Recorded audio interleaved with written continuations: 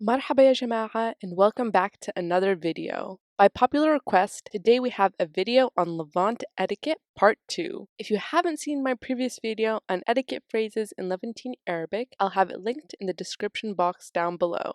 In that video, we learned what to say when someone sneezes, phrases said by hosts and guests, and more. Today, we're going to learn Levant etiquette and etiquette phrases in Levantine Arabic relating to these topics: visiting the sick, attending a funeral and offering condolences, visiting a grave, interacting with elders, interacting with children, and lastly, visiting a mosque.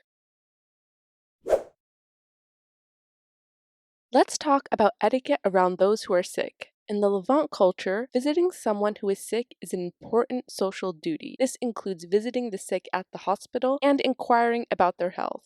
It's customary to keep visits brief to avoid tiring the patient and avoid bringing large groups so as not to disturb the patient. It's important to have a positive tone and avoid discussions that could be upsetting or stressful for the patient. It's common to bring a small practical gift like nutritious food such as soups or fruits or even flowers as a gesture of care.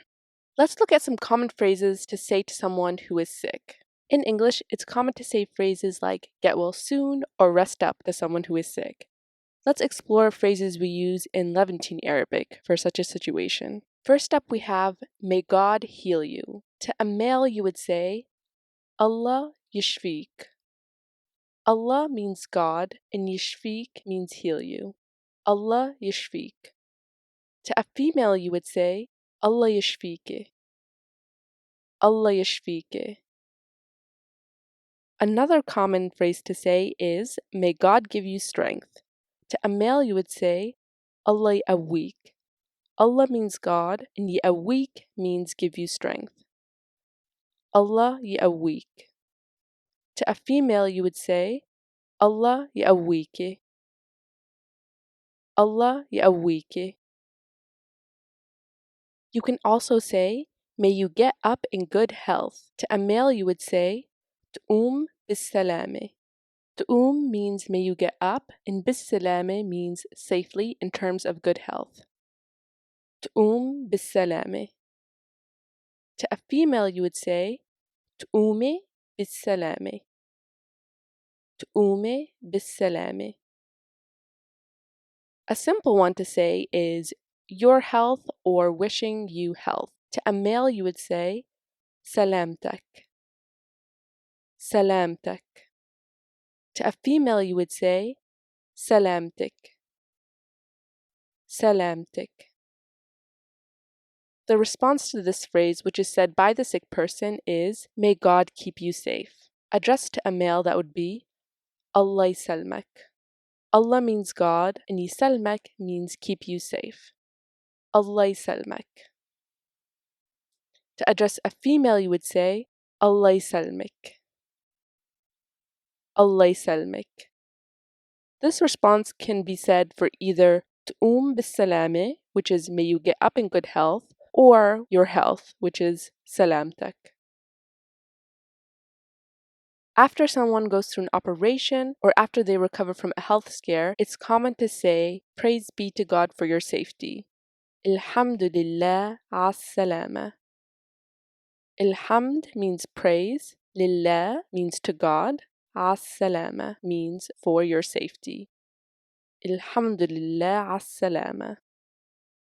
And once again, the response to this is, may God keep you safe. To address a male, you would say, Allah ysalmak.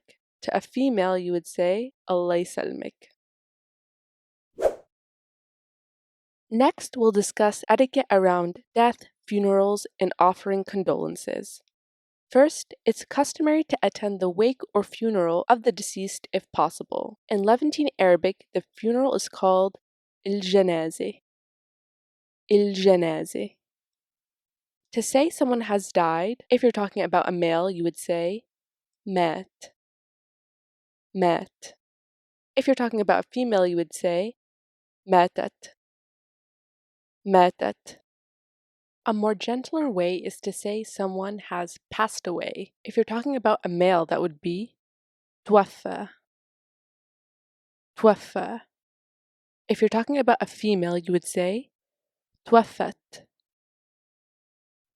توفت. Another very respectful term literally means the one who has shown mercy. In English, you can think of it as an equivalent to the deceased or the late entername. It's a common prefix to attach to someone's name after they have passed away.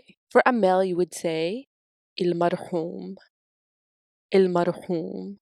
Then you could say their name after that. So for example, if someone's name was Adam, you would say المرحوم Adam.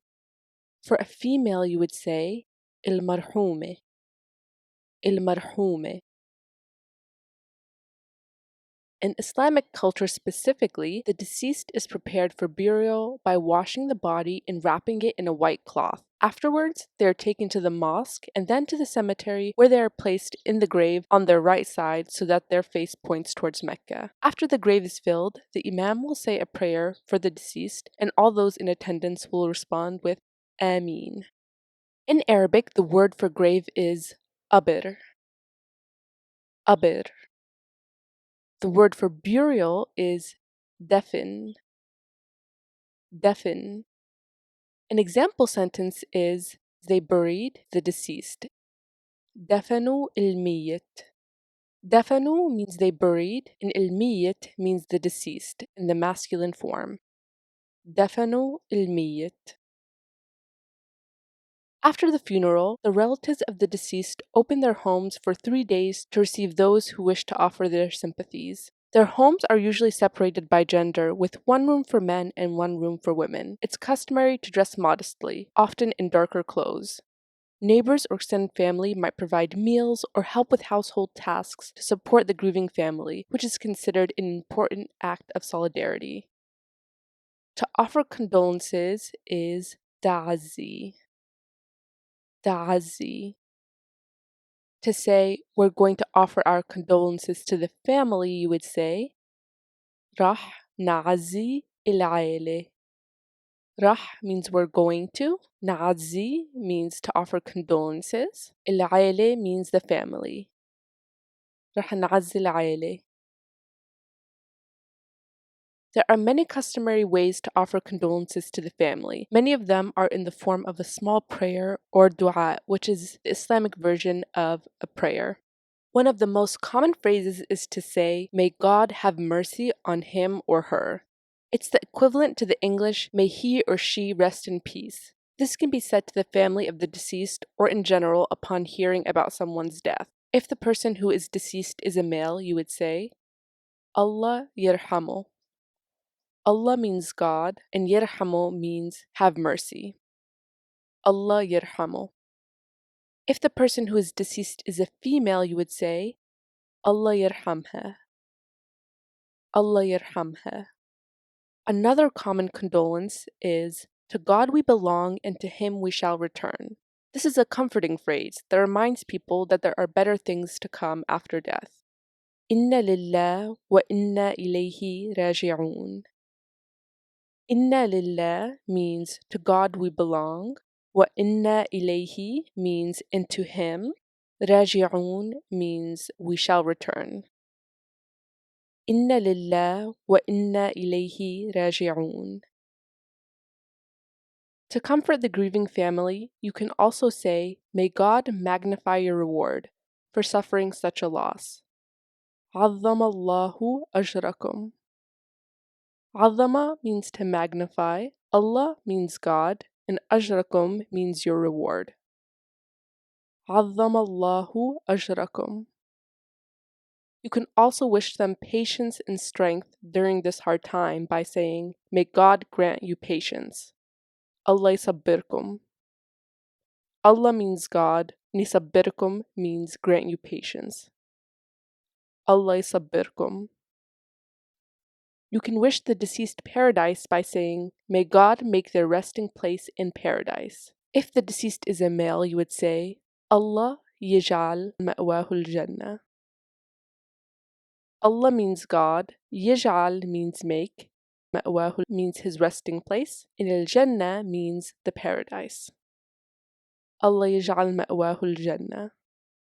If the deceased is a female, you would say, Allah يجعل مأواها الجنة. Allah يجعل مأواها الجنة. To other people attending the funeral, you can say, "May the remainder be lived in your life." This is basically wishing someone a long life. If you're addressing a male, you would say, البقية في حياتك. البقية means the remainder, في means in, حياتك means your life. البقية في حياتك. If you're addressing a female, you would say, البقية في حياتك. البقية في حياتك. Our next topic is going to be etiquette around visiting a grave. It is customary to wear modest clothing in subdued colors to show respect when visiting a gravesite. Stepping directly on a grave is considered disrespectful. Walking around the grave or along designated paths is preferred. Visitors often stand for a few moments in silence or sit near the grave to pay their respects. Muslims will recite verses from the Quran, such as Al-Fatiha, which is the opening chapter, or they'll offer a silent prayer. The first chapter in the Quran is called Al-Fatiha, which literally means the opening. Al-Fatiha.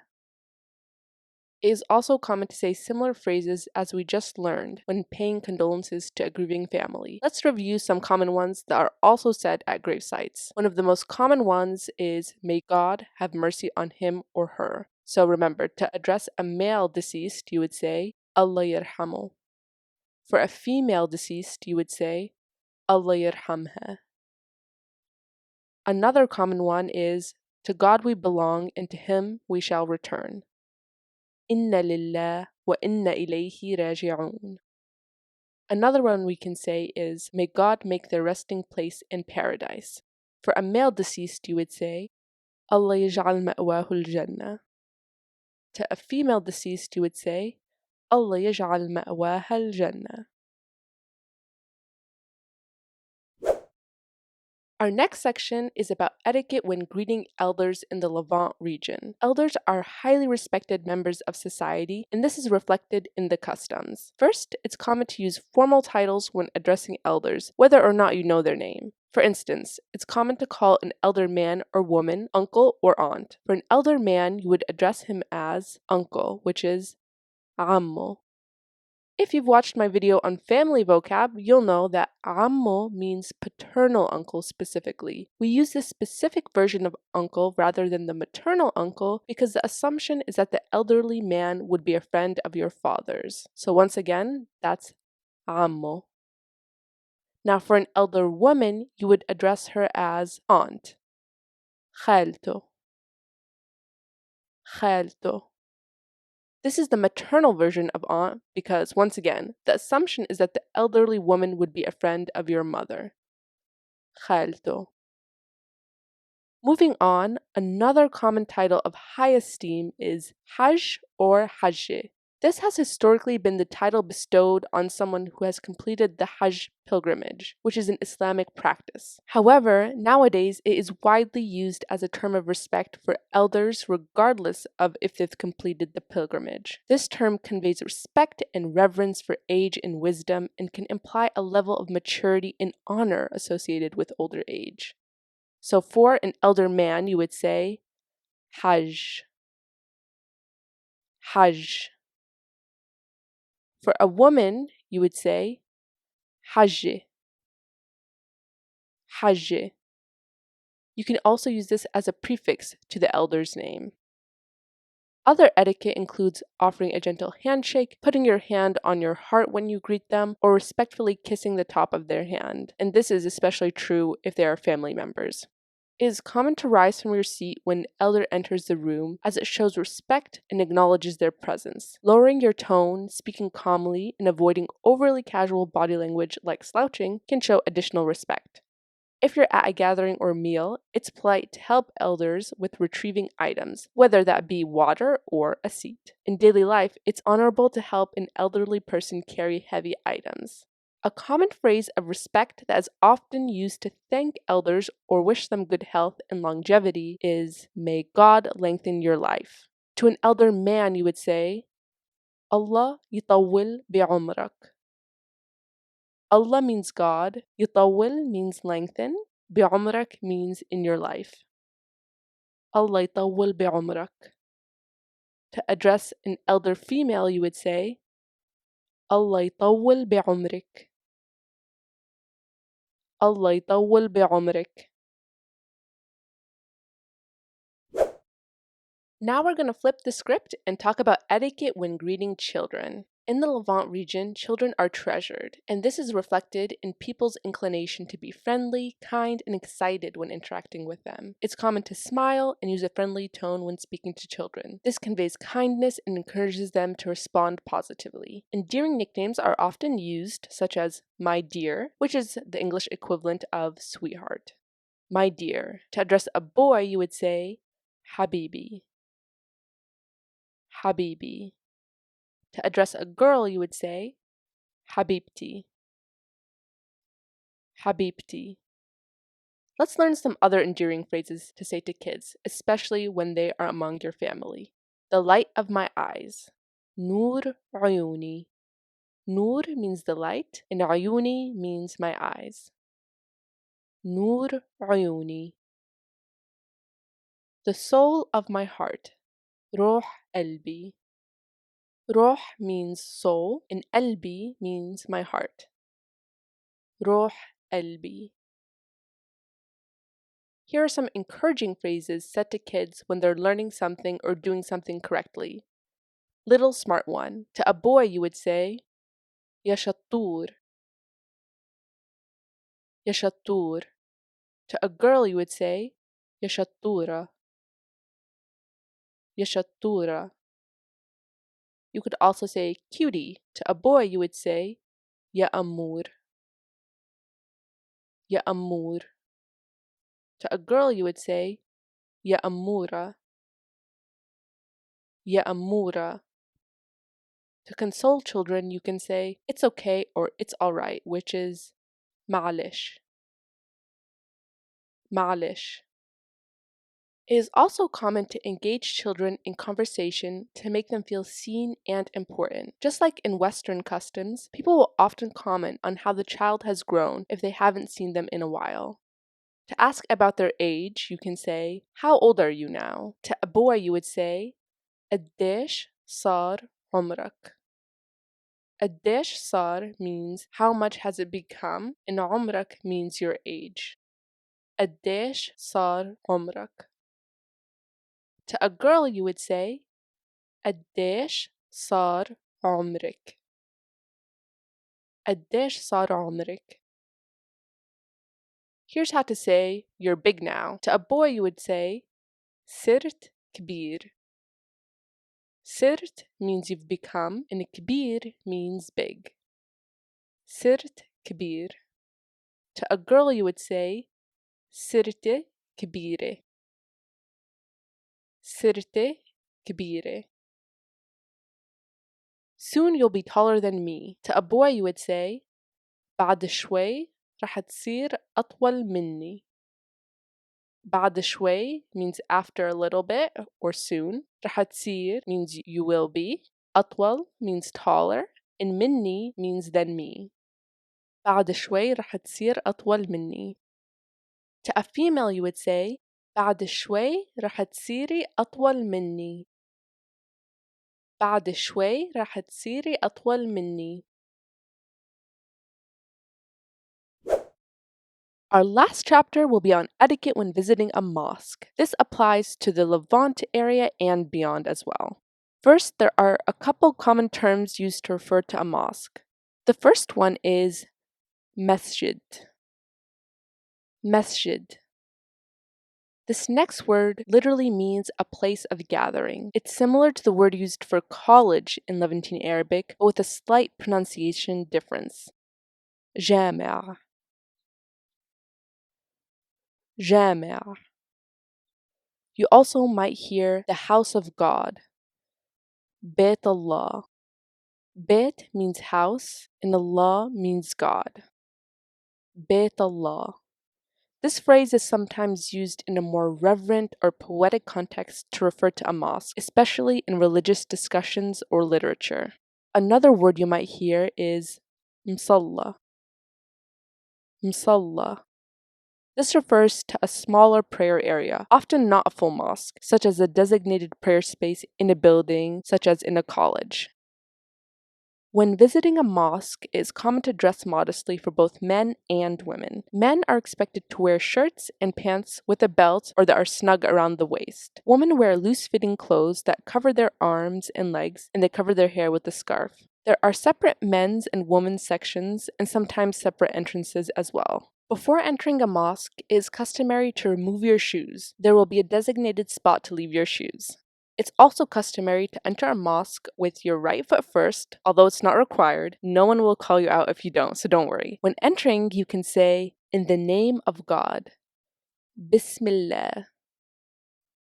Bism means in the name, and la means God. Bismillah. Once you are in the prayer space, it is common to quietly greet anyone who is there by saying, "Peace be upon you." Assalamu alaikum. Assalamu means peace. Alaikum means upon you. Assalamu alaikum. After which people will reply to you by saying, "And may peace be upon you." Wa alaikum assalam. Wa alaikum assalam. In some more local or tight-knit communities, people will go around and shake hands, especially acknowledging the elders. When at a mosque, it's important to keep conversations to a minimum and in a low voice to respect those praying or studying inside. Phones should be turned off or on silent. It's especially important to avoid crossing in front of people praying, as it can disrupt their focus and connection during prayer. And there you have it. We just covered a wide range of topics relating to etiquette in the Levant culture, and along the way, we learned many useful Levantine Arabic phrases. We learned what to do and what to say in these situations: visiting the sick, attending a funeral and offering condolences, visiting a grave, interacting with elders, interacting with children, and visiting a mosque. I hope you enjoyed this video and that it equipped you with practical knowledge. Don't forget to give this video a like and subscribe for weekly content. I post a new video every Wednesday. I appreciate each and every one of you, and I'll see you in the next video. Ma salama.